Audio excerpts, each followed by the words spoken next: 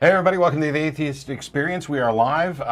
Today is Sunday, July 3rd. Tomorrow is July 4th, which in the United States is Independence Day, but we just call it the 4th of July, which is what everybody else would call it too.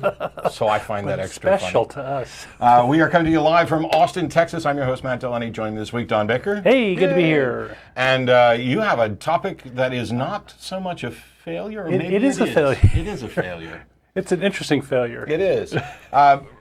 Last week we had Phil on the show for his first week. We got some good feedback from that. I'm very happy that people were appreciative of that. I apologize. I might have been bouncing around. I don't know what anybody could see during the intro, but you know how every now and then you get a song stuck in your head and it just won't go away? Well, right before I pulled in the parking lot, George Michael's Freedom 90, I had it like blasting, and then I sit down in the chair and we're looking at dead air, and all of a sudden it's like, Freedom. I'll stop that! But it's funny how our brains work. Yes. The things that or things fail that to work get stuck. sometimes, yeah. So I spent yesterday at Magic Convention in San Antonio. Sounds like fun. I'm back here today producing a show next Saturday, which, I'll refrain from just completely advertising, but, it's one of those things. This show is sponsored by the Atheist Community of Austin. We are here in the beautiful Free Thought Library of the Atheist Community of Austin. Cramped. We get to, what's that? Cramped. Cramped? Well, there's room in this room for the two of us. We're not as cramped as all those people on the other side of the glass. We do, in fact, have a wonderful studio audience here this week, and you can't hear them, but they're like screaming right now. Yeah. This is the best day of their life. I can tell right now. After the show's over, we get together and go to dinner. The address and all the information is right down there at the bottom of the screen. After show hangout, Threadgills, 6416 North Lamar, which is go that way, 3 lights, hang a left, go up 2 lights, and it's like right there, home cooking. That's so confusing. When I listen to this on the radio, it's like, turn left, huh? What? Yeah. If you're listening to this in your car, I am not the voice of your GPS. At your next convenience, turn around. So are the tickets up on sale yet for the Bat Cruise in September? I know not. I'm sorry. Oh, you wouldn't know. I don't think so. Phil and I talked about it last week. If they're not, they will be soon. But the Bat Cruise is coming up in September. We'll have a lecture from Greta Christina, and there are other folks coming down to take part in that. I'm looking forward to that event. We got Pride Festival coming up in August. Do you know the date for that? No, sir. I think I'm getting too old to sit out in the damn heat all day long. Well, I will be wearing rainbow rubber bands all the way, probably for the rest of my life. But I'll just claim that it's there in preparation for Pride Festival. What else? Do we have any other announcements going on? Screw it. Let's get to your failures. Okay. Not your failures, but your series of failures covering the failures. We can equivocate. That's okay. So I've done 38 plus failure shows. This is number 39. So. I don't think there's a better way to phrase that. I've done 38 failure shows. So the whole point of these failures is, if you've got an infinite, all-powerful God on your side, and he's real smart and knows how to do things, so why are you having so many failures? So today I want to talk about how religions evolve, and we talk about evolution a lot on this show, and Christianity and other religions have their panties in a bunch over evolution. And the reason is if evolution is true, there was no special creation, there was no Adam and Eve, no fall, no original sin, and no purpose for Jesus' sacrifice, and the crucifixion just becomes pointless, gory performance art. And they know this. And a lot of folks have, rationalized around it, and they're okay with evolution because there's quite a bit of scientific evidence for it and all this. But as far as I'm concerned, evolution is pretty much a silver bullet to Christianity.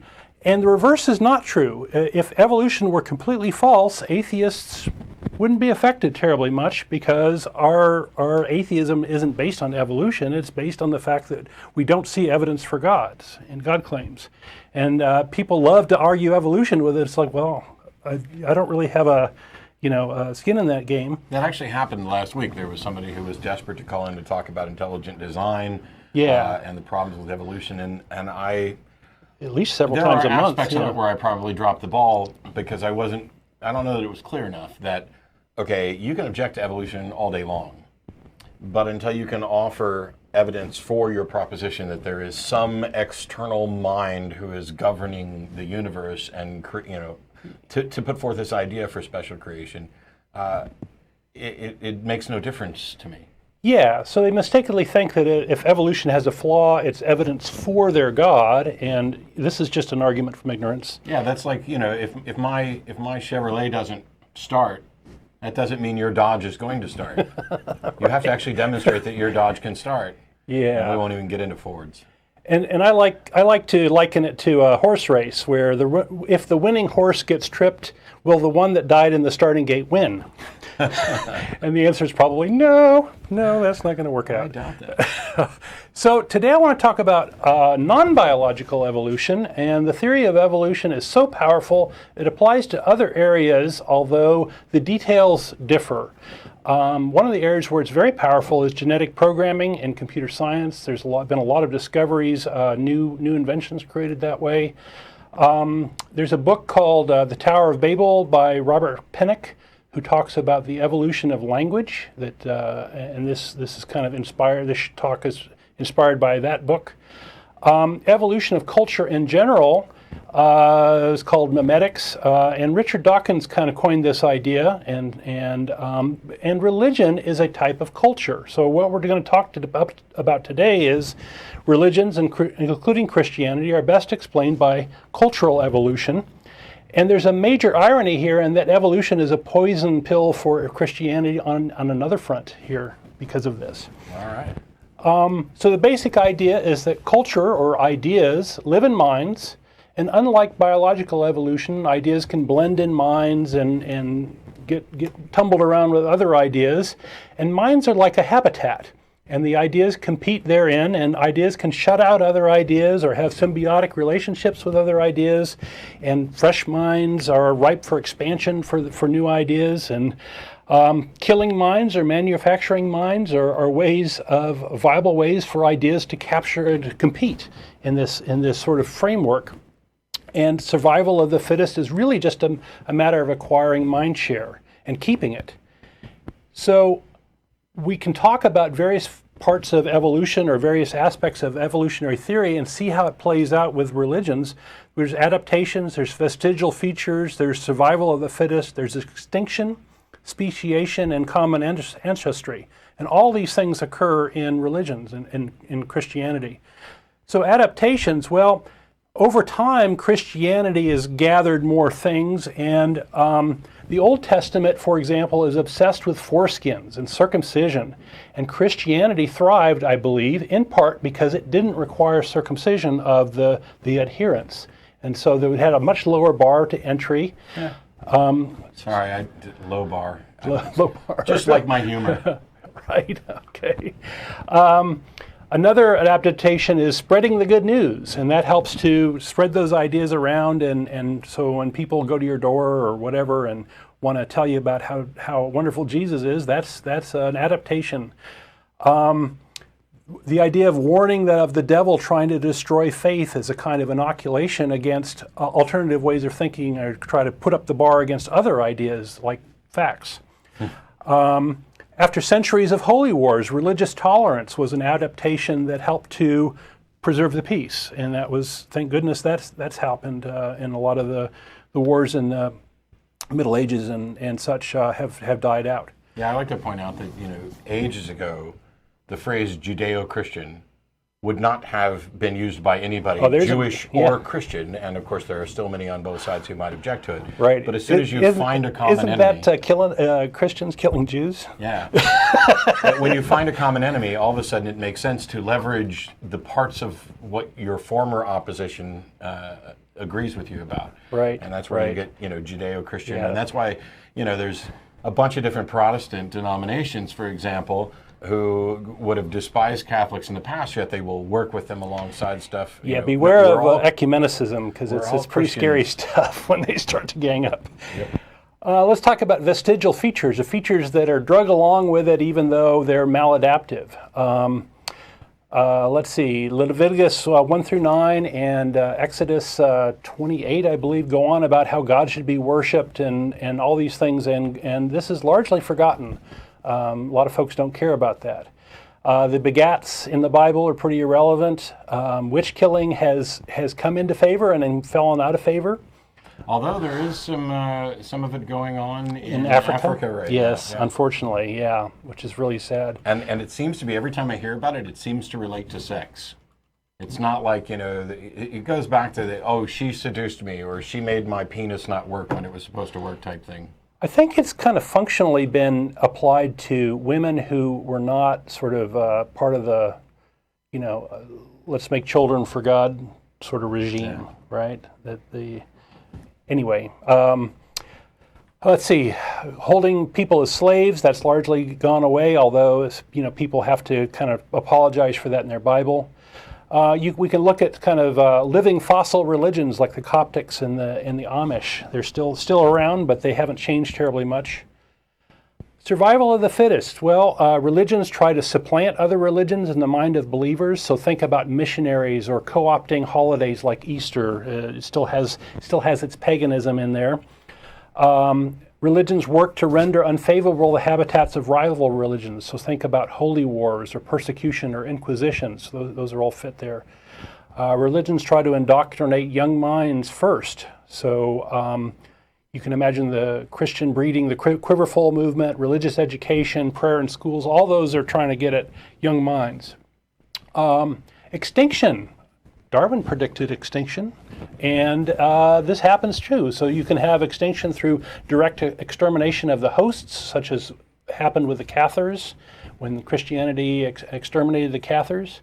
You can create unfavorable conditions, such as culling of the early Christianities that existed, the variant Christianities when Rome became Christianized. There was a culling of all the variants. You can have extinction through maladaptation, such as the Shakers, who placed too much emphasis on celibacy and made the sect all but extinct. That's a brilliant strategy there. That's right. Let's be celibate for God. It's been argued before that if you want to get rid of religion and you don't want to do it necessarily by force, which I wouldn't. I don't want to legislate anything. I want people to just change their minds.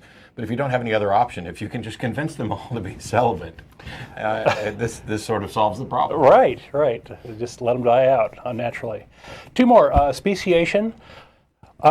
Speciation happens in religions. Our schisms is the main way in which we see branching, and the Reformation was a big one between the Protestants and the Catholics, and there were a whole lot of other sects that appeared around that time, and it's almost like the Cambrian explosion for Christianity, if you want to make a cute little analogy there.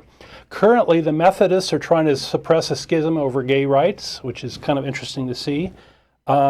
And as a note to Christians, there is no process that diverges on the truth. Okay?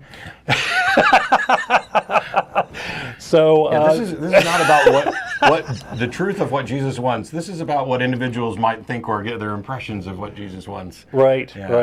So the fact that we've got this branching behavior means that we're talking about cultural evolution here and not the facts. Another way we get speciation is through where churches enter new territory and the religion blends with the local belief systems, and we see that in the Americas when the Americas were Christianized. There's all sorts of variants of Catholicism that are kind of customized for the particular culture. Yeah, that isolationism. Not only do you end up with syncretic ideas of merging a couple of different religious views, but you also get here's our pastor or our preacher. In this land who's been teaching us this thing. And then a bunch of us get together and we go move somewhere else. If we were talking about the truth, getting back to the point that you made before, then when we move over here, we should continue with the exact same beliefs and traditions. And the problem here is that the person who's standing in front of this church might not have the same understanding or even agree with the person who used to preach over here. Right. And this is how you get a new sub-denomination of all of this. Right. And I keep wondering, if there was a God, where's not just like the Bible 2.0, but where is the stepping in saying, oh, wait a minute, this particular sect has just gone just a little bit too far. I'm okay with some fuzziness in what you guys believe, but this one's clearly nuts. But there's never any clarification. Right. It just goes on and on. Okay, one more, common ancestry. Well, in the tree of life, we really have a strong branching idea because biological evolution means that you're splitting off descendants, and the descendants carry the genetic information. But with cultural evolution, that's not so true. It's much more common to have merging and much fuzzier sorts of things. But we still see this notion of common ancestry, where we know that Christianity branched off from Judaism, and Judaism has roots in the Ugaritic religions and the earlier mythologies from Samaria, and all the older stories kind of got co-opted in there. Christianity is split into Orthodox and Catholic and Protestant. Protestantism has a bunch of different sects, and both Islam and Mormonism have roots in Christianity and Judaism, and so on. And you can draw a kind of fairly complex diagram for how this all works out. And again, we don't branch to find the truth here.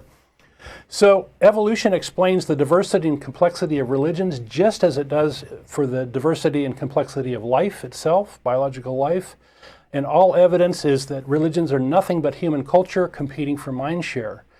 And there's nothing supernatural or even objective as the basis for these religions, because it's all fuzzy and whatever we can get people to believe. And it should be the case, you would think, if you had a God who conveyed an important message to people and had them write it down, that there would be this one thing, whether it's the Bible, the Quran, whatever holy book, but there should be this one thing that serves as that non-subjective foundation. The problem is that human beings still read and interpret those things and don't agree on what they say. And languages evolve and all these things. And right? Religionists would say that, well, this is a failing of the limited human mind, that our biases, our sinful nature, our desires influence how we're going to read this, and that's how you end up with different interpretations. But that doesn't solve the problem, because if you're God and you have an important message for people and you've decided that you're going to put it in texts, in languages that are going to die out and be misinterpreted, you have a duty to make sure that the message is clear to everybody who you want to get the message to, which means we're talking about a God, if one were to exist, who only wants this group to actually get the message right and wants all the rest of them to get it wrong and be just as convinced that they got it right. And that God is a dick. Or he's an idiot. Yeah, there is We'll a accept that one possibility too. that there could be a God who's a bumbling buffoon who just hasn't managed. He's not smarter than any of us who have pointed out this problem of inspiring a text and then judging people's interpretations on it thousands of years after the original inspiration. Right. So there's an irony here. Christians argue against evolution, and they don't realize it explains both life and the major features of their religion when their explanations fail on both accounts. And that's another failure of Christianity. All right. So let's take some calls. So we got a bunch of calls waiting. As always, the numbers there at the bottom of the screen. The lines are actually full right now. And we'll take calls live. It's a live call-in show. We'd like to know what you believe and why, perhaps answer some questions. And when the show's over, we'll go to Threadgills, as it says at the bottom of the screen. And I figure I wanted to start with David, since he helped us out at the beginning with a call screen before the show started. You there, David? I am. Thanks for waiting. You had a question for us. So a couple months ago, I went to graduation for my niece at Azusa Pacific University in Azusa, which is a highly religious Christian university. And I didn't think anything of it until I went to the ceremony, which is basically a big church session followed by a line of graduates. I'm like, all right, this sucks. So I started looking into it, and I asked my nieces, and they basically told me that they teach astronomy, but they don't teach the Big Bang. They teach biology and microbiology, but they don't teach evolution.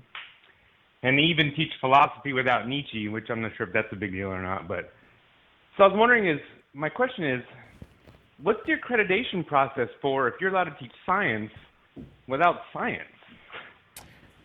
So one of the things is that there's no such thing as just a universal accreditation. There are a number of different bureaus that will offer accreditation to universities, and they fall into a number of different categories. There are faith-based accreditations, and there's a website you can go to that will describe the process and the different categories and what to look for. some of them, you might have a university where they've received accreditation for a particular program, but the entire school is not actually accredited. It's only just this particular program. There are the faith-based accreditation programs aren't necessarily about a doctrine. They're about or avoiding good science. They're about making sure that the school or the program in that school meets the criteria that they're looking for to say, yeah, this is in fact a good school.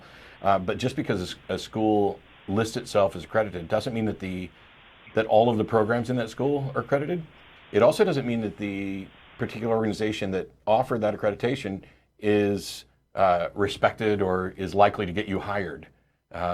It's not entirely meaningless, because it does mean that they've at least tried to jump through some hoops, but it is something that you have to investigate, much in the same way that you could make claims about peer review, but how valid that is dependent on what journal you're talking about. And for people who couldn't get into respected journals, they've now made their own journals where they're doing their own peer review. And it's like otherwise known as rubber stamps. Yeah. So it's not, accreditation isn't a magical thing. It's not like there's one governing body that just says, yep, this is what it means to be an accredited school or an accredited program. It takes a lot more looking into to find out how legit it is, or how legit you think it is. Well, this particular school is accredited by the Western Association of Schools and Colleges, which I think is a pretty legit accreditation firm. So, which may be the case. Yes, that is. But like I said, there's a number of different categories, and they, maybe programs that are accredited. It may be the entire school. It also may be the fact that this organization looks at what they do teach and isn't so concerned about what they don't teach. If you have cherry-picked your topics and you teach them well with accurate scientific information, and you just don't happen to teach, Big Bang cosmology, which may or may not be the case, or you don't happen to teach evolution in a broader sense, it is the case that the foundations of evolution do serve as the foundations for biology and microbiology, but that doesn't mean that you can't learn how to be a microbiologist and do the job fairly well within the grounds of that discipline without having learned, evolution as you and I are thinking of it. They offer a biology and a microbiology degree. Mm-hmm. I have to question the credibility of that degree, period. See, and I don't know, because I didn't go to that school. I don't know how accurate the information from your family member was. I don't know who's accredited. It's something that somebody has to look into. And maybe there's a better way to do this. Yeah, so if you'd like to be that person and look into it, you could be, you could kind of see what the nature of their courses are and try to write this accreditation agency and point this out, that this is probably a problem.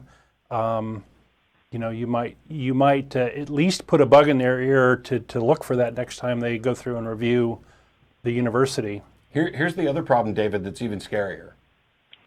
You could have a university that is stellar, top-notch, with the best accreditation out there.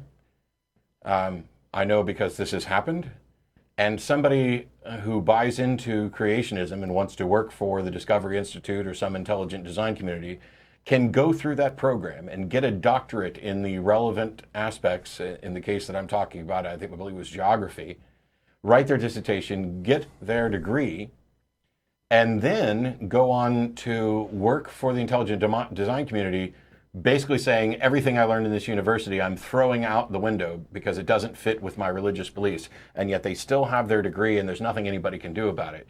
So I'm far more concerned about what is and is not in a particular curriculum than whether or not they received accreditation from some source, and whether or not they actually end up accepting it, and understanding it. Is there also a possibility that since they've been in school since 1899, that basically their accreditation is basically grandfathered in to some extent? I believe that they're checked every 5 or 10 years, depending on the institution that's doing the accreditation.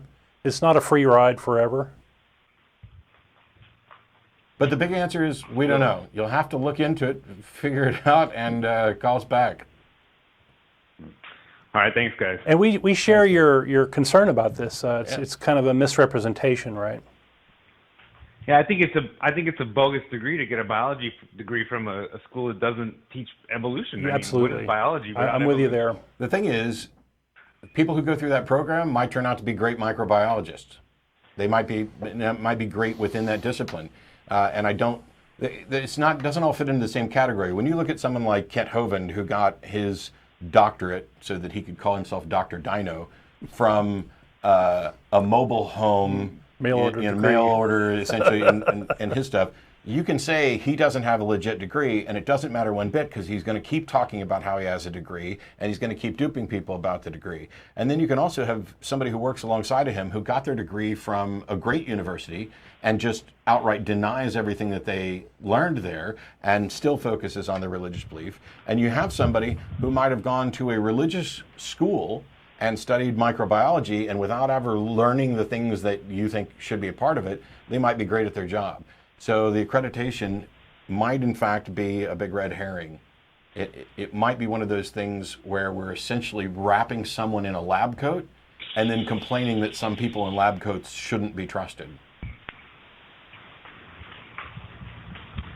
Yeah, I get you. I just, like I said, I question a degree from a biology degree from a school that doesn't teach evolution. That just seems weird and wrong. I'm with you.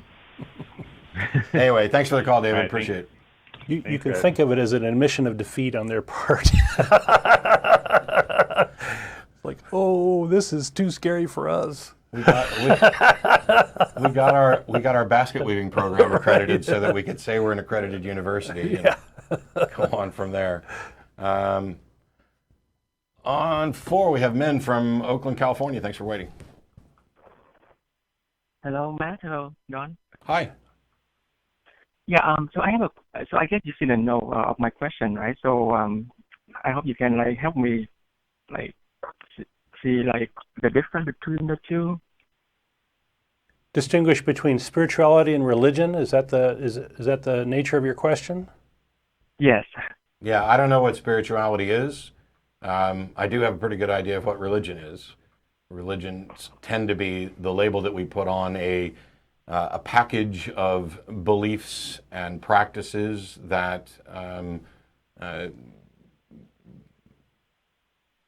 deal with, I think the Supreme Court ruled that it had to deal with ultimate questions, but basically we're talking about things like God or metaphysical beliefs. And a religion is an organized religion. It would just be the package of tenets, beliefs, dogma that fit in that one little group. Spirituality is a word, I can't tell you what it means, and everybody that I talk to who wants to try to use it gives me a slightly different explanation for it. Used in a pretty vague way. Would you care to offer a definition for spirituality? Well, the thing is because I feel like so this is something I want to ask Matt and Don, and especially Matt, that do you think that there's some kind of benefit, if people practice spirituality and not just commit to an organized religion? Oh, I think there could be all kinds of benefits to things, even if the foundation isn't true. But I don't know, you'd have to look at them independently, and I don't know what it means to practice spirituality. And from the people who say they do, I don't get much of an answer. If you go to YouTube and Google Matt Dillahunty, spiritual but not religious, you'll find a whole long talk I did on why I'm absolutely sick of this, I'm not religious, but I'm spiritual, because it doesn't mean anything. And quite often what I find is it's somebody who's terrified to be excluded. They don't actually believe in any of the nonsense of religions. They're not convinced of something, but they don't want to be, I'm an atheist and I'm a skeptic and I don't believe in the supernatural. They kind of want to hold out hope for something, that we're all connected minds, or I need to say that I'm spiritual just so you don't look at me like I've got 3 heads.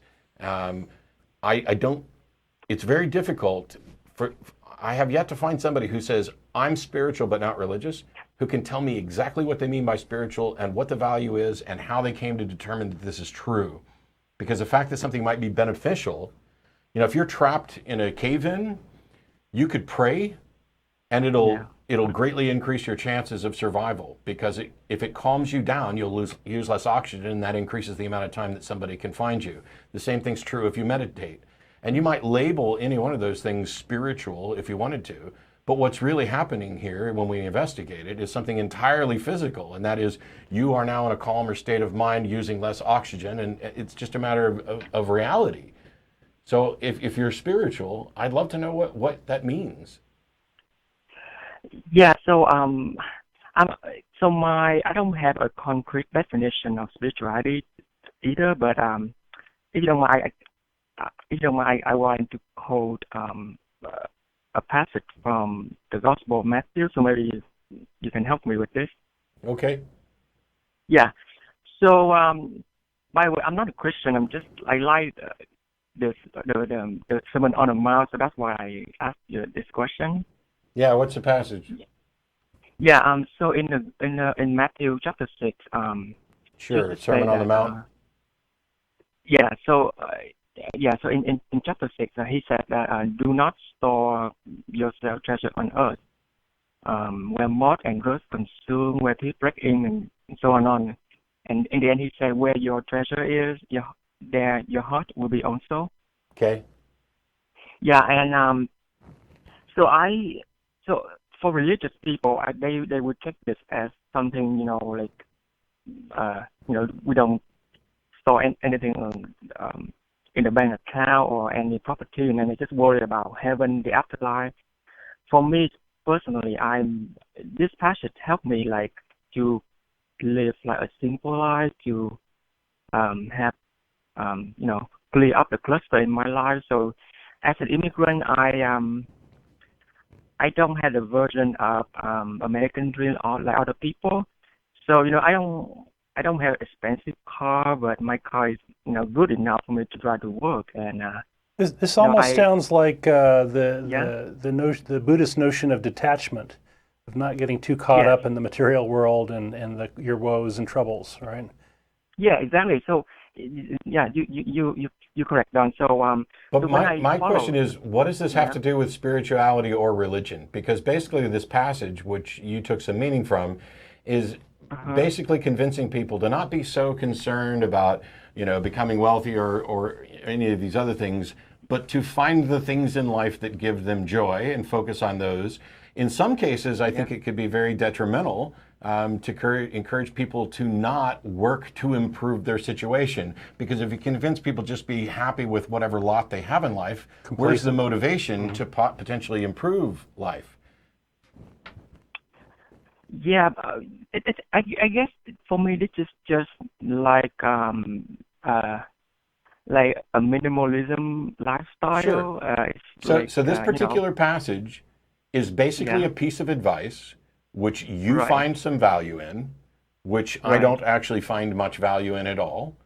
But given that's the case, what does this have to do with spirituality? Isn't that piece of advice impactful to you, and I'm indifferent about it? Isn't that the same whether or not you try to attach something spiritual to it? I mean, I don't see this as anything else than a psychological statement about what you're going to enjoy and what you should focus on. I don't know where the life spiritual coaching sort of thing almost. I'm sure there's life coaches that talk about this on the stage.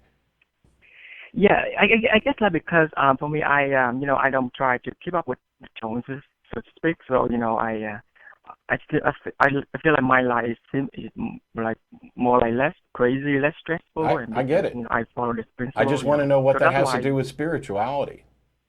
Yeah, because like I said, the spirituality concerned about the benefit of life in this moment and not necessarily the afterlife. Why is that spirituality? To say that spirituality is about the benefit of this moment in life isn't what makes that spiritual? Because I benefit from this moment in life too, and I don't view it as anything spiritual.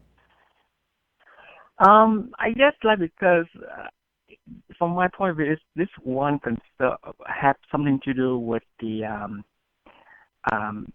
I would say like bring the heaven to earth, or like Leo. In a real sense, or just in a metaphoric sense?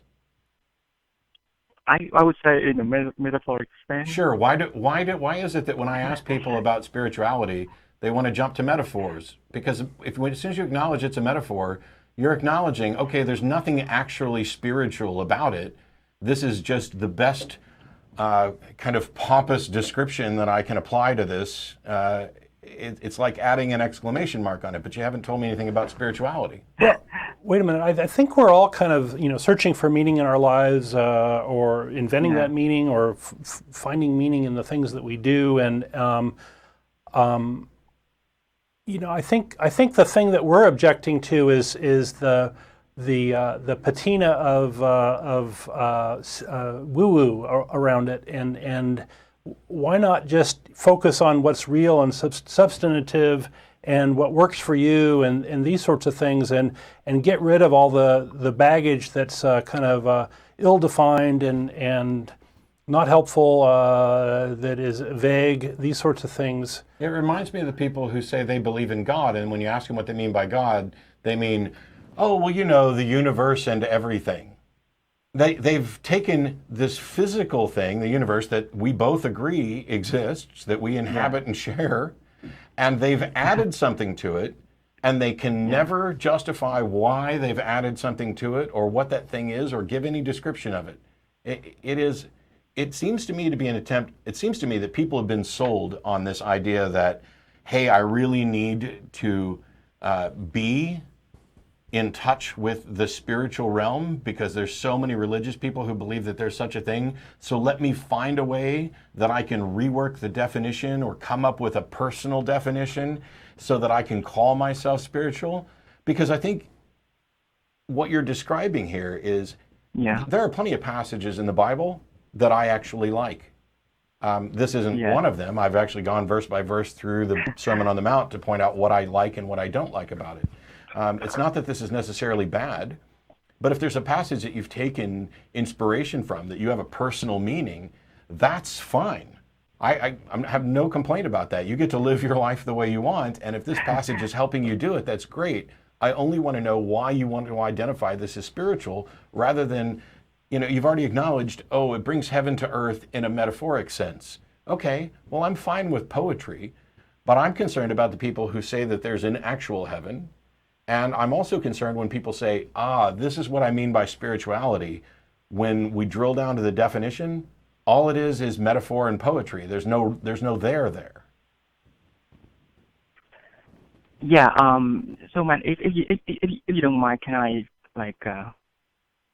have another quotation in the Bible? If you don't mind, maybe you may explain a bit better way. Okay. Yeah, so in the beginning of Matthew chapter 6, so Jesus said that when you give to somebody and we do not let don't do your alms in front of men. Doing, right? Yeah. Yeah. So there was a time I was a math tutor in a community college. So when the office hours is over, and then there was one student I was helping with, he had the exam tomorrow, and he still had to go over a few homework assignment and had to review.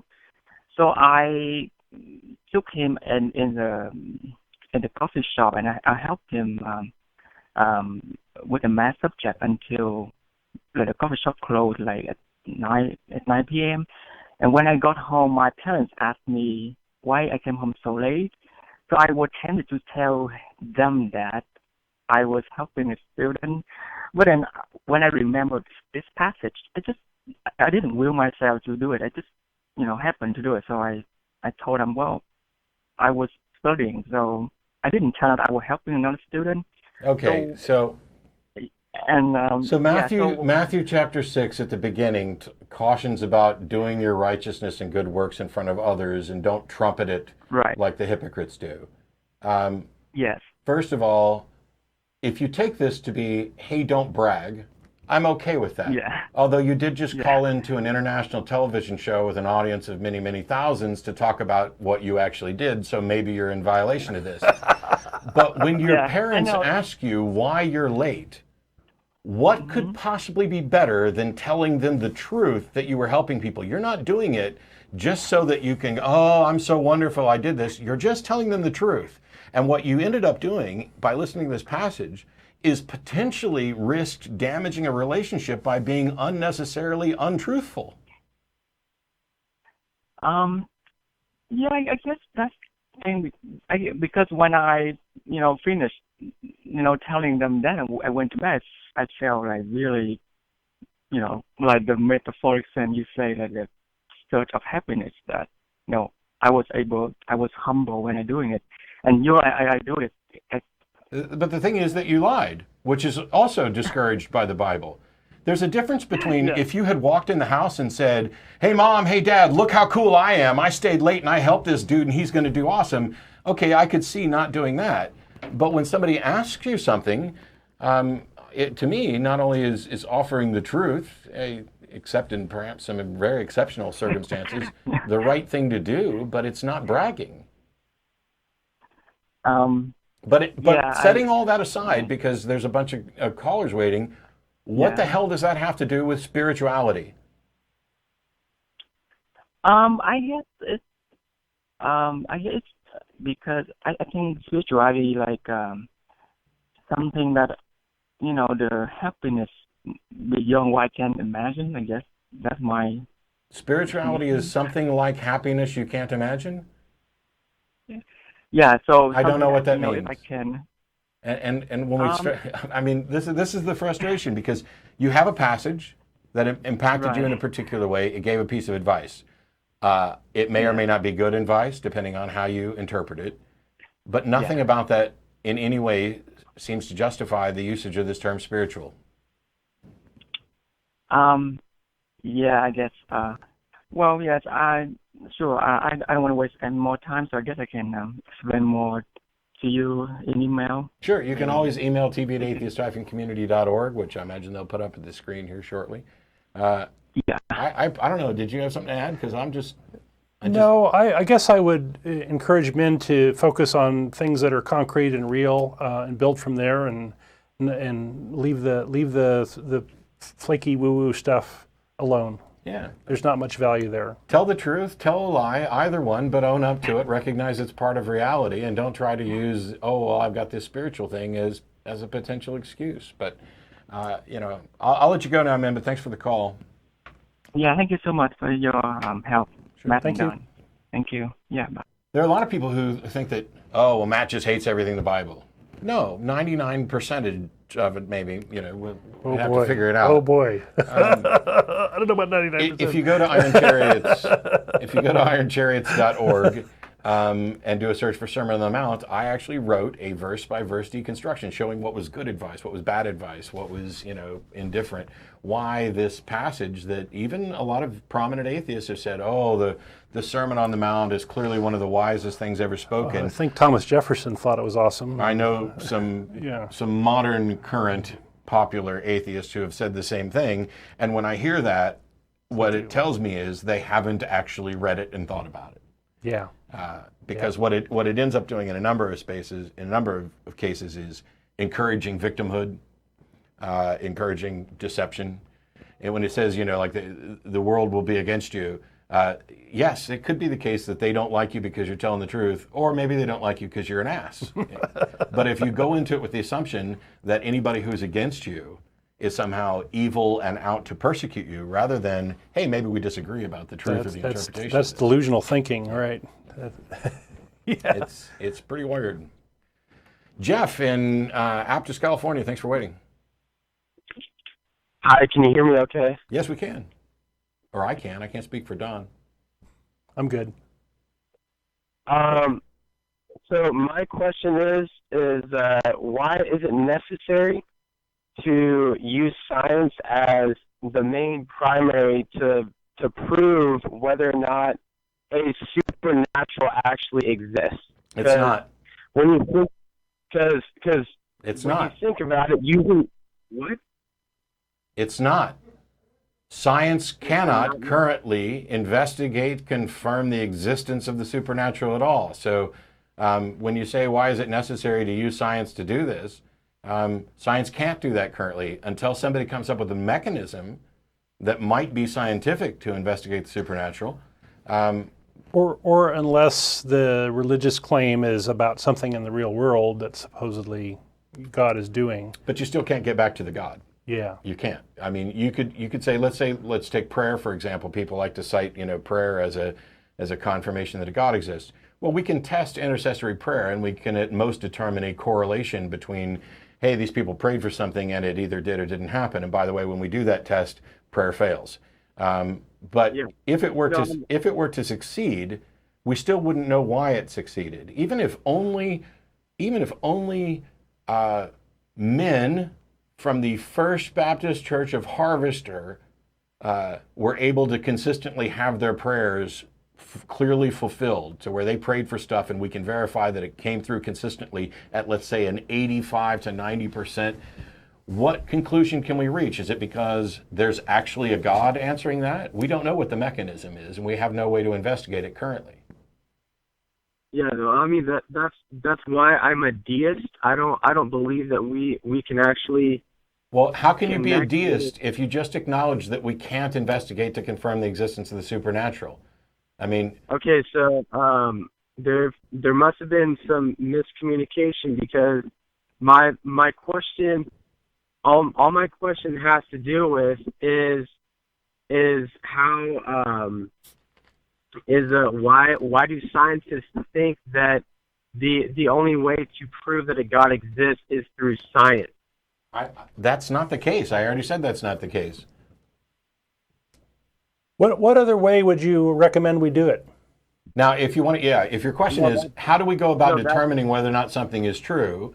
Science is the single most consistently reliable method for doing this. Do you have some other method by which we can confirm your deist proposition? No, that's not the point. The point is that that's my question.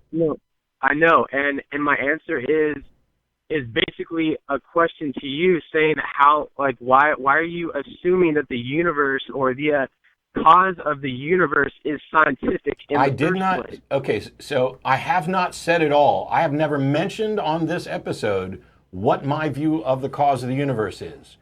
You said you're a deist. You said that why is it that scientists think science is the only way to know anything? And we've now asked you, what other way is there? Because you have a belief, and I'd like to know what the justification for it is. And if it's not science, that's your prerogative. I just want to know why you believe this. Okay, my belief is it's first I have to make the point that when you make the belief that there is no God, immediately that. Hold on. Atheism is the lack of a belief in God because of the lack of evidence for a God. And right there, that is the problem, because you are assuming that a supernatural can only exist if science says so. No. We're not talking about what actually exists. We're talking about whether or not we have a rational justification to believe that the something exists. Yeah. I'm not making a proclamation. I'm not making a proclamation that there are no gods. I'm saying I do not believe there are any because there is not sufficient evidence and reason to believe. Which is the same standpoint. Like the same standpoint is what? You don't get to do half of an assertion. Standpoint, because you are assuming that only something scientific. No. You see, we're on the show every week asking people, what is your evidence for God? And we have yet to hear anything that's of any substance. I'm not. Here's the argument that you're presenting. You're saying you atheists deny the possibility of God because you will only allow in scientific or information of a scientifically verifiable sort. That's not the case. I'm an atheist. I don't believe there's a God because nobody has presented a reasonable case that could lead to the accepting justifiably that the claim is true. And now here we are. Exactly. And exactly. You keep saying exactly. I don't even think you know what exactly means. You are a deist, so you believe that there's a God. Why? Why do I believe that there's a God? Yeah, I mean, was why too hard in any of the 3 times I've asked you so far? Yeah, why? What's your awesome evidence for this God? It is okay. So you you think that I actually have evidence, but like No, Jeff, No. Jeff, stop and listen for a second, please. If I ask you why you believe something, and the first words out of your mouth are you've already fucked up. Because why you believe has nothing to do with me. You don't get to say, okay, let me tell you why I believe, and it's because you think blah. No, that's not how why I believe works. I want to know why you believe, so don't start by talking about what you think I believe. It is more probable. How did you determine that it's more probable? Because the energy and everything that is existing, it just isn't really probable for something to come from nothing. Okay, so Like, when you say that, Jeff, stop. No, stop. Can I please finish? No, you can't. Why? Because you're not answering the question. When you say it's more probable, and I ask how you determined it's more probable, and your next three sentences out of your mouth are just another assertion that it's more probable, you have not answered the question. How did you determine that it's more probable that a God exists than doesn't? Because energy doesn't come from nothing. That doesn't make sense. How does that make sense? If you can. What does that have to do? What does it have to do with a God or probability? Do you even know what probability is? Yes, I know what probability. Okay, and so we're talking about when you take a number of potential explanations and you evaluate how likely they are to be the explanation for something else, you calculate a probability. Or a likelihood. And furthermore, you have to do both sides. You have to compute the likelihood of both and then compare them at the end of the day. And when you say that just energy just can't come from nothing, first of all, that has absolutely nothing to do with the God. And second of all, it doesn't get us anywhere near a probability. Now you can continue. Now I can continue? Well, I'm asking, why do you think it's more probable for a God to exist than not? Because thinking that something can just poof into this is just it's kind of beyond. I just don't really understand how. That's the answer. That is the answer. You don't really understand. When you say something like, oh, to think that something could just poof, not only are you not in any way describing the scientific models accurately, but you clearly don't have enough of an understanding of what we do in fact know and what we don't know. And your fallacy specifically is an argument from incredulity. Essentially, your argument is, I don't see how something could come about without a God. Therefore, I'm convinced there was a God. And that is a fallacious argument. I've heard that I've heard that response, but all I'm saying is, although this is a faith standpoint, believing that a supernatural being doesn't exist. You believe on faith? I thought you had calculated that it was more probable. If something's more probable, you don't need faith. So basically now you're saying that you believe because it's faith-based. It is a faith-like probability. A faith-like probability. Well, I hope the Discovery Institute gets a hold of that phrase, because that'll do them a lot of good. A faith-like probability. Is there anything that one couldn't believe based on faith? One couldn't believe based on faith? Yeah, I mean, couldn't I say that white people are better than black people, and I just believe this based on faith? Yes. Okay. So is faith any mechanism that gets you any closer to the truth? No, but it is a standpoint that. So why would you then believe something based on faith if it's not going to get you any closer to the truth? Do you care about what's true? Because I acknowledge that there is a chance that science can't answer everything. Therefore, if it can't answer it, why do you care about what's actually true, or are you just going to go with what feels good to you? No, I care about. I mean, I was raised Christian, and now that I was able to understand exactly how the Christian religion actually came out, I don't consider myself a Christian, but I do consider myself a deist because it is at this point right now, it is more likely for me to think that something can't come from nothing. More likely for you. So do you have your own personal reality and the rest of us are just, not a part of it? Okay, so you care about whether or not something's true, right? Yes, that's correct. Okay. So if somebody made a claim, wouldn't you want to use the most reliable methods for determining whether or not that claim is true? Yes. Okay. Of course. But hang on. And we've already agreed faith is not a reliable method for determining truth, right? To an extent, that's what I was To an extent.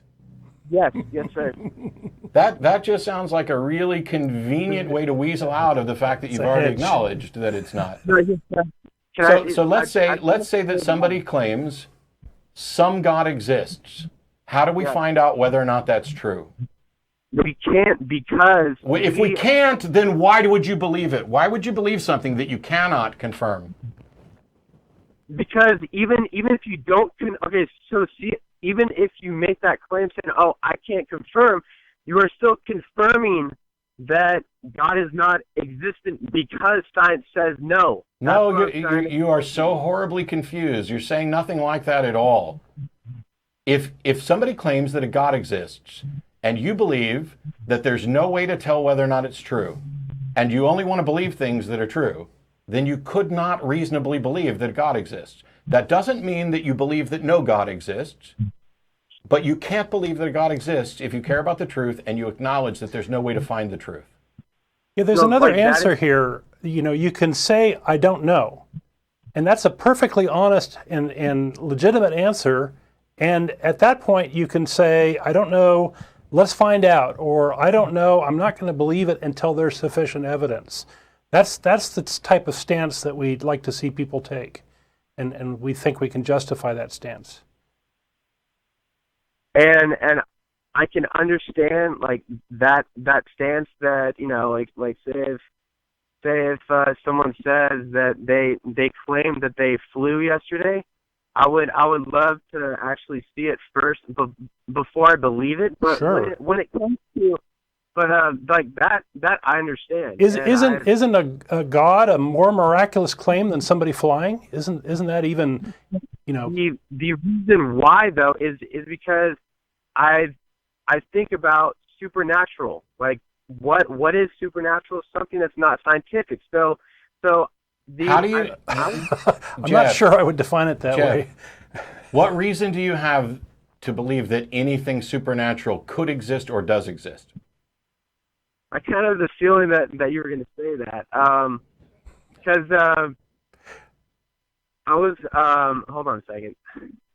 All right. Those are good questions to mull over. I like the fact that you thought I was going to ask that. That shows me that you're at least thinking about this and not just, running on autopilot. But if the question is, it's a good question. If there are people who claim that there are things that are supernatural, and we don't seem to have any way to investigate it, and we don't have any way to demonstrate that it's even possible. So if you're going to say that your belief is founded on the supernatural, then you have to justify why you think the supernatural could exist or does exist. How do you do that? As if you care about the truth of your answers. Yeah. Basically, my standpoint is I think supernatural is untouchable to science. Okay, that doesn't answer the question even remotely. And if it's untestable, why believe it? Why does it not answer the question? Because the question was, Jeff, why do you believe? And you responded with, it's not touchable by science. That's not a reason why to believe. But that doesn't make it not true. Exactly, it doesn't make it not true, but that also doesn't make it true. You believe it's true, you have to offer a reason why you think it's true. Yeah, okay, if your reason why you believe that it's true is because we can't prove it's not true, that is also a fallacy, also an argument from ignorance. That is why I'm saying it is faith. I'm not. Okay, like, Jeff, when I don't care. when We've passed the point where I actually care, because Okay, well, can I just get one more minute just to give you an analogy of? no, because I don't think an analogy from you would even be apt when you don't understand fallacies like the argument from ignorance. What we asked was, why do you believe in God? And you went with, well, it's more probable. And then you went with, it's faith-based. And then you went with, it's based on the supernatural. And when we asked why you believe in the supernatural, your claim was, I believe in the supernatural, essentially because you can't prove the supernatural doesn't exist. That is the sort of fallacious thinking that I don't know what value we could possibly get from an analogy, and I don't know how we get to truth from an analogy, especially one that's coming from someone who doesn't understand how fallacious their position is.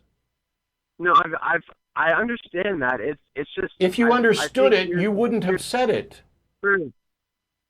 No, because I'm coming from a different direction. I know, and I want to know what that direction is. And when we push, you get back to it's just faith, which you've already acknowledged is not a pathway to truth.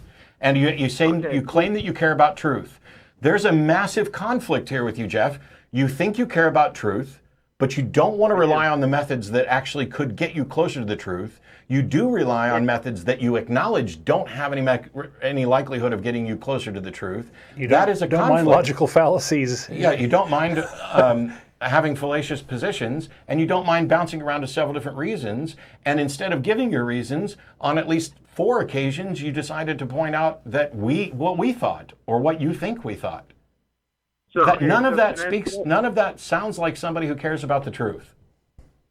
Can I just ask you one more question, and then I'll go ahead and get off, because I don't want to hold up all the other callers. So it was just going to be do you acknowledge, though, that there is still a possibility that that something can exist without science says so? Yes. There are lots of things that we can actually be virtually certain that there are things that are real that we don't know about yet. Great. Yeah. Does that mean that any particular posited thing that somebody claims is real is then real just because it might? Yeah, 100 years ago, we didn't know there were other galaxies. We learned something. Isn't that awesome? Okay. Because it still kind of sounds like that, even though that is a possibility. No. We're not going to hang our hat on it until we have evidence for it. That's the difference between us. You want to have this wishful thinking and go for it, and we want to be conservative and say, hey, let's not believe something until there's proper time to do so. Is it possible that there's a teapot orbiting between Mars and Venus? Could be. I'll give you a little help. Why would you say that? Well, here's the thing. That's a great question. Why would you think that? I wouldn't. But when we talked about possibility, you are making the same mistake that we hear over and over and over again. You are opting for this idea that something is possible if it hasn't shown to be impossible, and that's not true. It's possible. No. Something is possible or impossible, independent of whether you can show it. It was because of the other way around. It was I'm not saying the other way around is also false. Something isn't impossible just because it hasn't been shown to be possible. A claim is either true or not true. I'm saying there is no correct stance. There is a correct stance. The correct stance is the claim has not met its burden of proof, therefore I do not accept it. That is the correct stance. But there is still a claim standing that something can only be true if science says so. No, which you're trying to I put didn't words even in our let you mouths. finish saying that at the beginning before I interrupted to say no, because you're so confused about this. That was the very beginning of the call. I know that was an hour ago. Is it cool if I could just email you this? Can Yeah. I give you my email? Sure. I wouldn't expect a great deal, though. Here's the thing.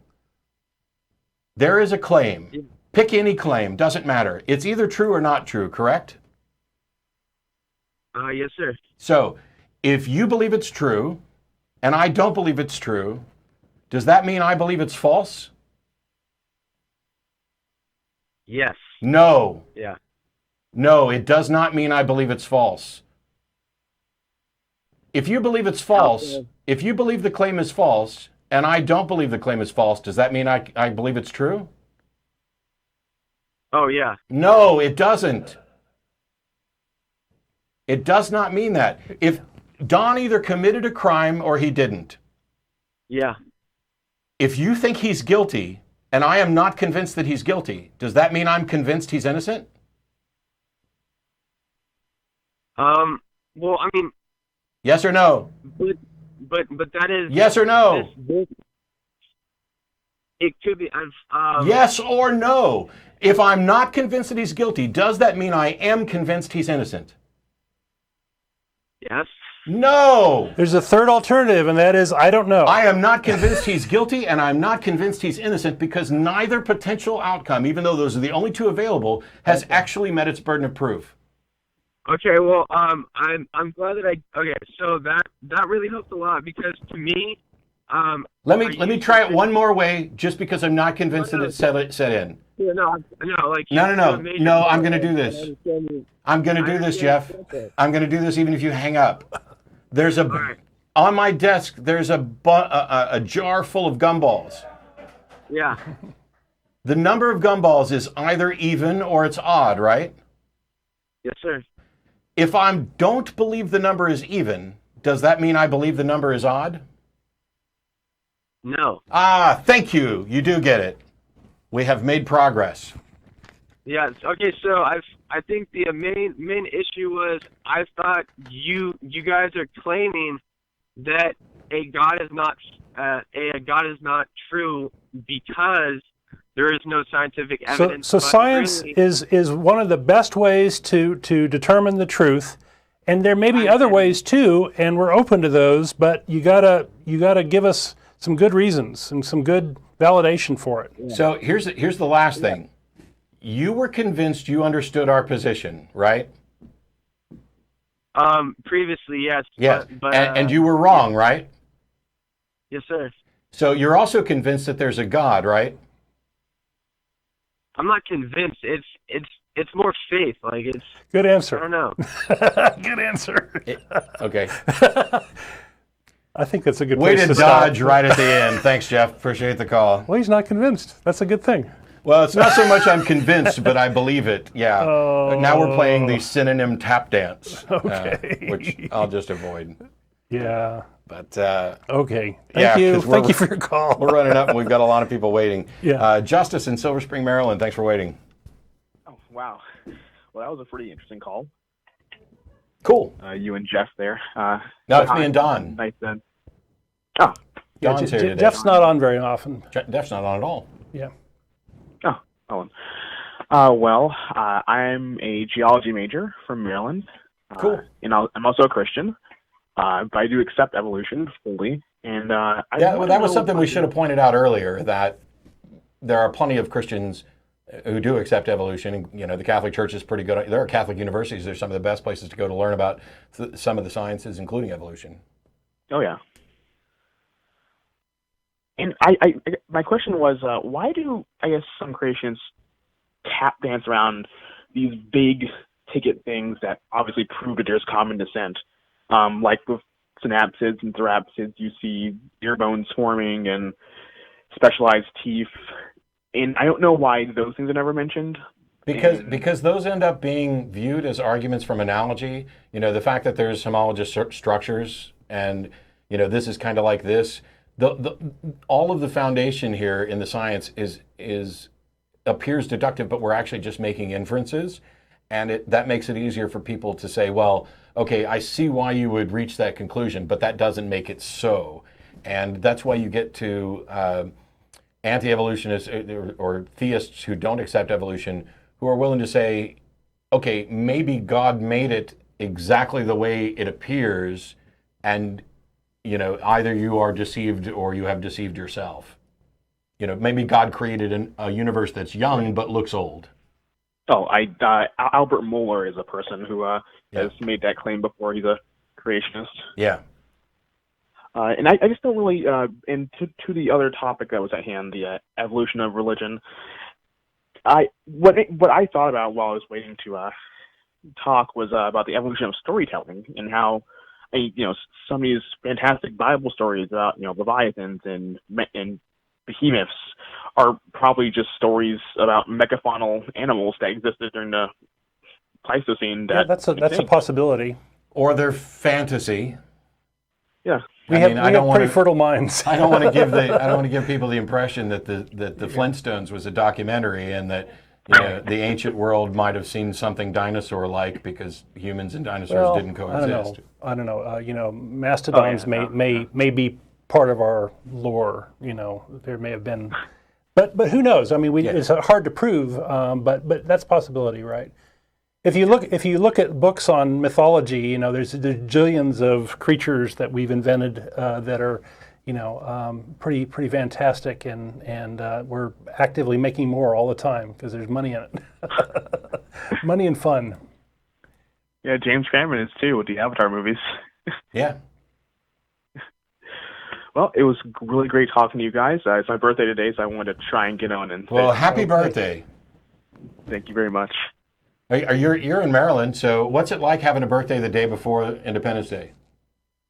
Oh, it's weird, and I never celebrate my birthday on the 3rd. Yeah. I always celebrate on the 4th with my family, and we barbecue and do stuff like that. So. The cool thing is like if you're born like July 1st or July 7th, you might get a birthday that's separate from Independence Day. But if you're born anywhere in the month of December or early January, Christmas is just your birthday. That's what happened. Those people get screwed. I'm one of those. All right, thanks, Justus. Appreciate it. Oh, thanks, guys. As a reminder, the show's going to be over here in about 20 minutes or so, and we're going to go to Threadgills. They'll have the address up there again. Here's somebody wanting to talk to Don about his talk today. Jamie in Ocala, Florida. Hey, Jamie. Hi. Hi. Hello. It was sort of on the same topic as the evolution of religion that I've personally seen it in my family because I actually, when I was 19, had a severe medical issue. Like I had 3 strokes at one time. Wow. And was unable to walk, unable to do anything. Well, and hopefully you've got medical treatment. We're glad you're here. Well, yeah, but my entire family has spun it every single way in the world to say, oh, just thank God you're alive. Well, if you believe in God, you believe that, He made that happen, Yeah, God's master plan and all that, right? Yeah, and I personally find it very annoying when somebody pulls through a situation like that and they want to thank God instead of, the emergency responders and the doctors and everybody else who spent their entire life studying on how to repair the human body and make up for stuff. Yeah. It's kind of obnoxious. It really, really feels like, because I couldn't walk or anything, I didn't know what 2 + 2 was. And they're like, oh, God is the one. Just thank God, that you can walk and everything now. So they're stealing credit from those folks, and they're also stealing credit from you, who put a lot of hard work into your recovery. That's my problem. Yeah. Is that I was in the hospital in therapy for half of a year, right after high school. Yeah. Couldn't go to college. So you're being robbed. Yeah, I have no credit whatsoever. And well, we'll credit you with working hard on rehabilitation, and pretty much everybody else who's done it. I'm a huge fan of a magician named Richard Turner, who's actually blind and one of the best with a deck of cards that has ever walked on the planet, and that is just from hours and hours and hours. I mean, they're getting ready to do a documentary on his life, and it's funny because you'll see him doing like practice shuffling in church, and evidently he was one-hand shuffling while he was making love with his wife. I mean, this is somebody who's obsessed with a deck of cards. And I don't know whether Richard credits a God with his success at this, but I credit him because he actually did the work. Right. And I just think it's interesting that everybody spun it, like my entire family, and even I was religious until I was like 20, like I was a Christian. And I'm like, well, no God who is even remotely decent would do this to me, who was a good person. Like I was a devout Christian, And like, well, this is just pointless. Well, God's testing you. Oh, yeah. Well, guess what? I fucking failed. Screw him. Yeah. I don't know. Well, see, when people raise this issue of God's testing you, there are people who are like, why would God need to test me? He knows everything. And then the response is, well, God's not testing you so that he'll learn something. God's testing you so that you'll learn something. And I'm like, if you need to teach me a lesson that involves, me losing a child or having multiple strokes or coming down with some debilitating disease, I don't want to learn that lesson. I would rather enjoy my life and, you would teach me the little lessons, make my shoelaces come untied. Help me find my car keys. Yeah. Well, anyway, Jamie, we're very glad that you are doing better and recovered and have a great attitude about this. And I'm pretty sure everybody on the other side of the glass will applaud you for all the hard work that you've done. Yes. And they are. There you go. Wow, well, thank you. I hear them. Wow, that's amazing. All right. Well, thank you. I just wanted to say, how Christians or any religious people will just twist whatever they can. Yes. Thanks so much for the call, Jamie. and Appreciate it. We find it annoying too. Right. Take care. Bye-bye. Yes. All right. Thank you. Bye. Bye.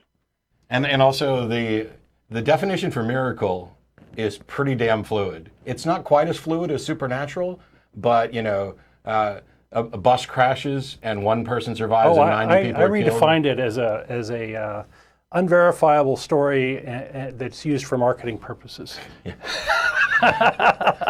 So miracles happen all the time. I almost had a car accident. It's a miracle I didn't. It's a miracle I survived. Everything's a little miracle. And if 90 people died and one survived, it's a miracle that one survived. Well, what about the other 90? Marketing. Yeah, let's sell another revival. Those two are kind of similar, but this one's a little closer to what we talked about. Lucas in Hamilton, Ontario. Thanks for waiting. Hi, no problem.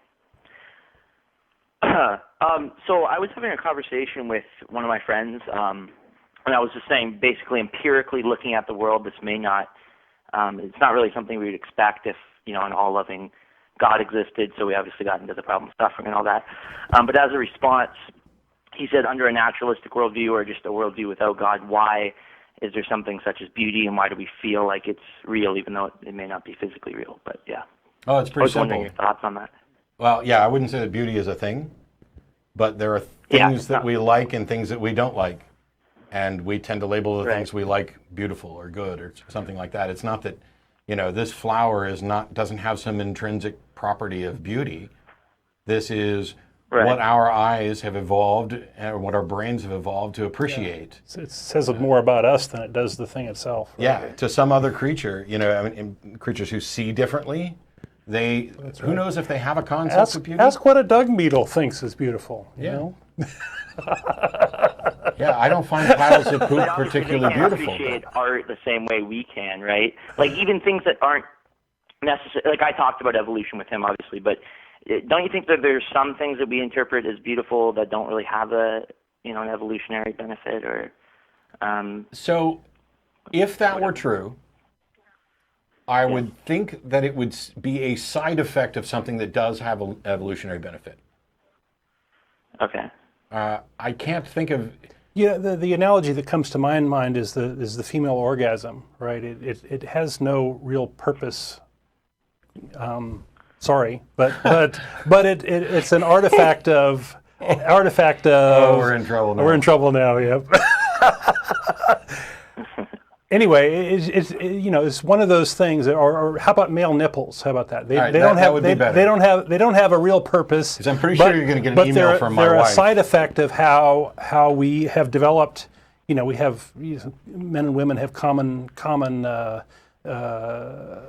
developmental processes, right? The big thing is, the old saying that beauty's in the eye of the beholder is true. Yes, because we have similar brains, we are a similar group of individual. There are some things that we're generally going to agree are beautiful, but without getting into like stuff that people might consider weird, there's something out there that you think is beautiful that somebody else doesn't agree.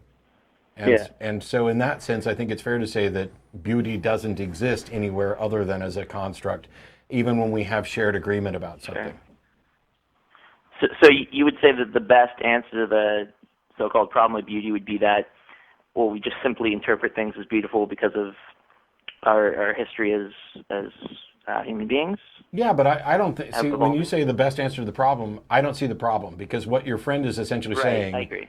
on the proposition of naturalism, why would there be beauty? And I think on the proposition of naturalism, of course there would be something which we would identify as beauty. It's not even a real. It's like saying, well, if there's no God, why would you do anything to help somebody else? Oh, because I share space with them, because there are people I care about, because I want to live in a world where people help each other, because someday I might be on the end where I need some assistance from somebody. It could be entirely selfish. Altruism at its core could be entirely selfish. And when people ask questions like this, so it's just go ahead. So it's just like our level of evolved consciousness maybe that sets us apart and allows us to, it's kind of lumped in with the whole morality thing, really. I would just ask them. I would just ask them what is beautiful. Point to anything that's beautiful, and ask them if it is intrinsically beautiful, if everybody would find it beautiful, if it's beautiful to all species, and that will expose the fact that there's nothing about this flower, this painting that is intrinsically beautiful. It's all about what we appreciate and what we value.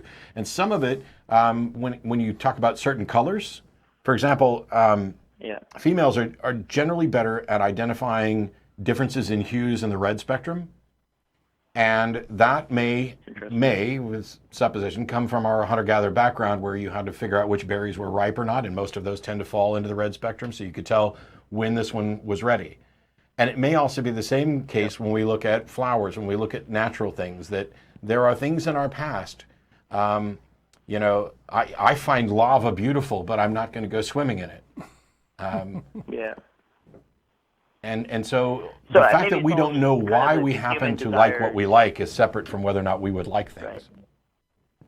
Sure. Yeah, there's nothing, obviously, like you said, intrinsically beautiful about it, but I guess it's just human desire to, wonder and, look at things, and it's definitely all subjective. Anyways, thanks sure. a lot, guys.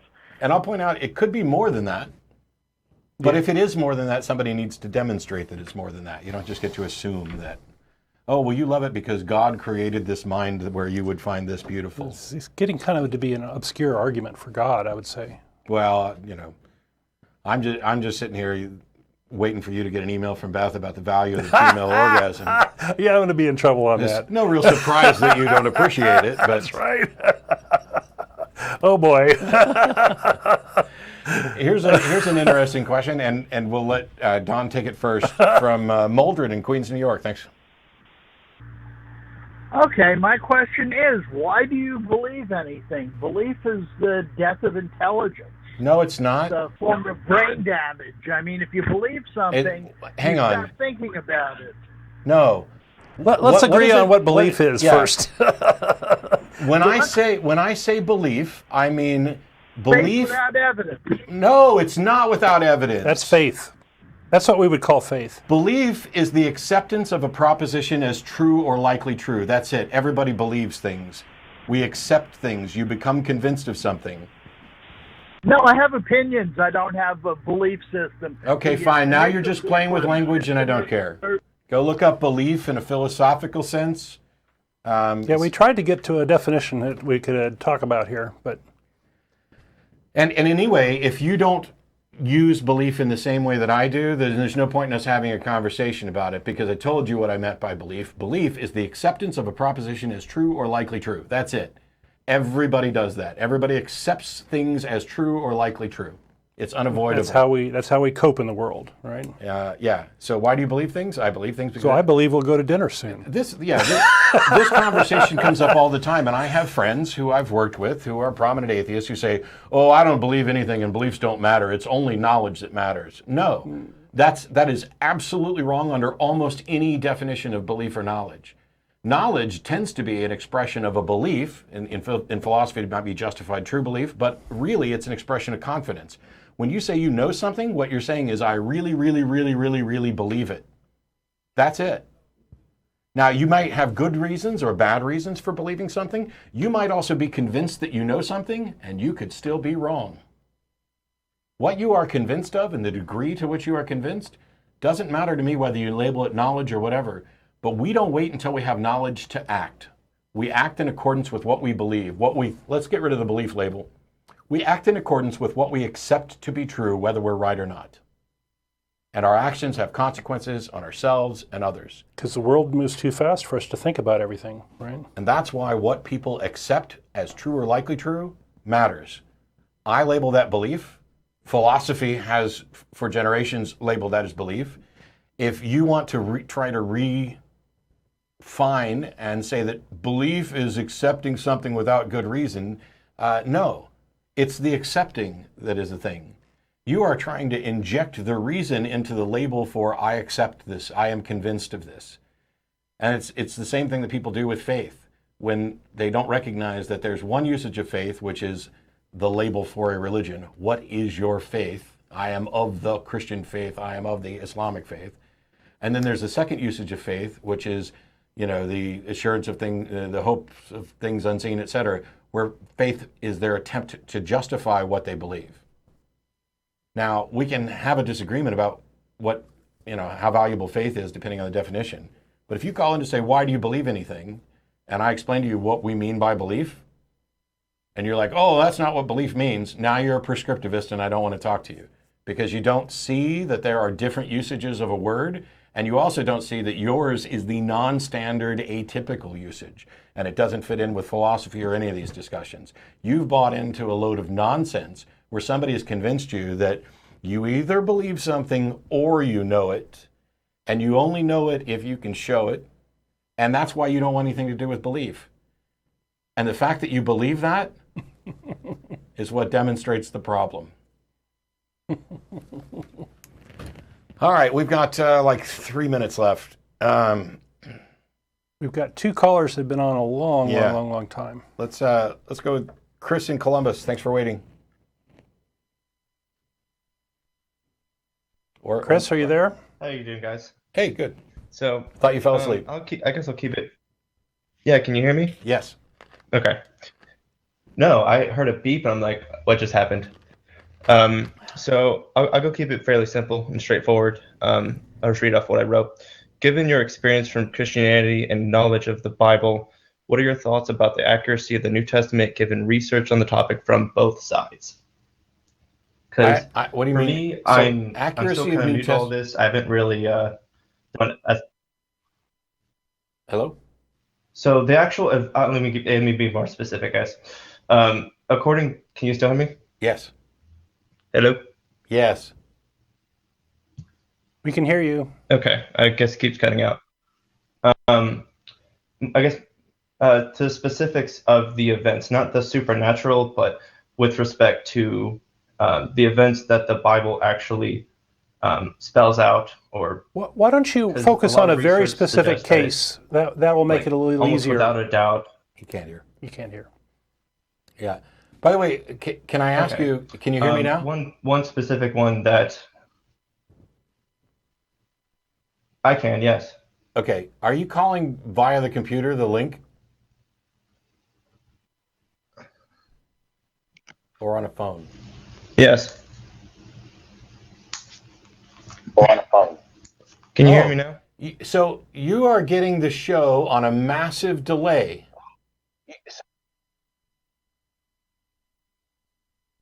So let's do this real easy. Give us a quick specific, and then I'll just hang up, and you can listen to the stream on the delay, and I'll answer the question, or Don will answer it. Maybe.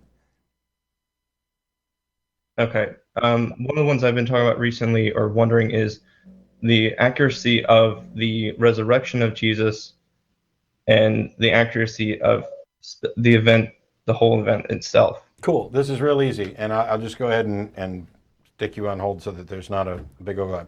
In August, I'll be doing a debate on the resurrection, but how accurate is it? I don't know.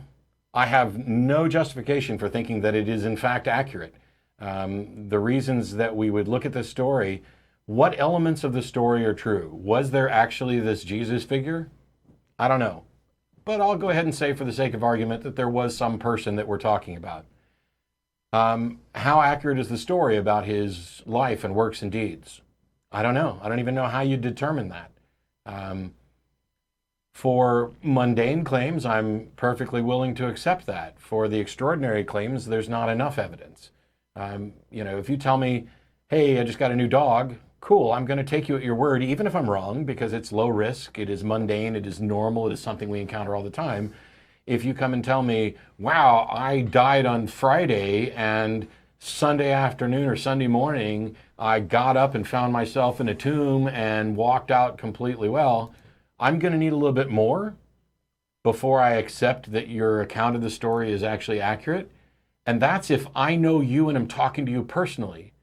How is it that the story becomes more plausible the further we are removed from it and the less, the fewer opportunities we have to actually investigate? We know eyewitness stories, eyewitness accounts are unreliable. So why is it that non-eyewitness recounts, second and third hand tellings of a story lingering about for a couple thousand years suddenly become believable?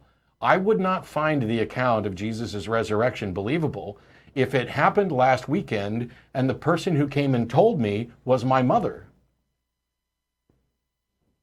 And I think that we just need a lot more than that, right? That's a kind of a weak tea as far as evidence, as a story, unsubstantiated.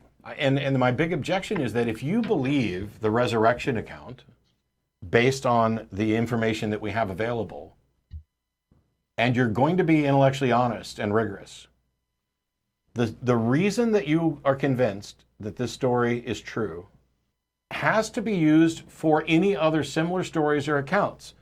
So if you're going to believe this because a lot of people believed it, because it got written down, because it got passed around, if that's enough, then how do you not believe all of the other things that are claimed? Like the King Arthur myths and dragons and the Knights Templar or the Knights the Round Table. Sorry. This gets us back to the conversation earlier about whether or not you care if something's true. And I can say I do not believe that the resurrection account is true. And as we pointed out earlier, that does not mean that I'm claiming that it's false or even that I'm convinced that it's false.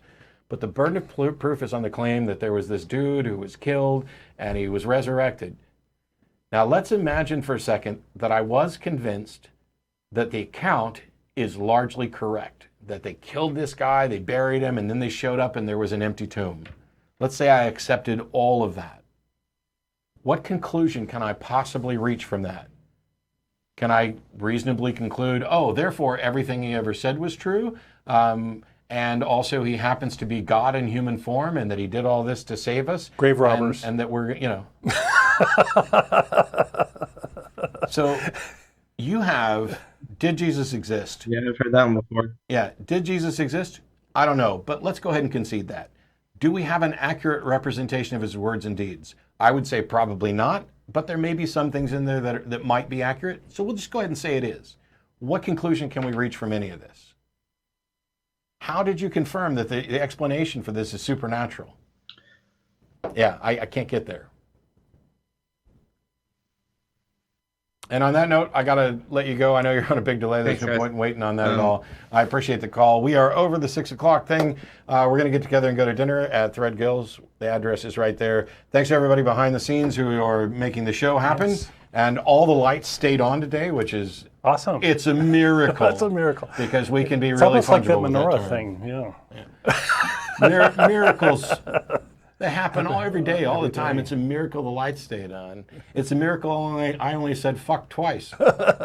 Counting that one. I got somebody, I'll close out with this, and I've mentioned it before, and it'll be quick. There was somebody on Twitter who suggested that they would prefer that we didn't say fuck as often because some people might view atheists negatively for using that word, and they already view us negatively. Fuck them. Yeah. Sorry, I stole your thunder. No, I wasn't.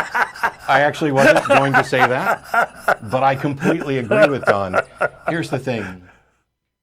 If you are willing to dismiss everything substantive that was said, every interesting bit of conversation and byplay that took place back and forth, just because somebody uttered a phoneme that you have been conditioned to think should not be uttered, you are engaged in magical thinking and you are looking for an excuse to consider style over substance, and you can go fuck yourself. That's a better answer. We'll see you next week. All right, bye.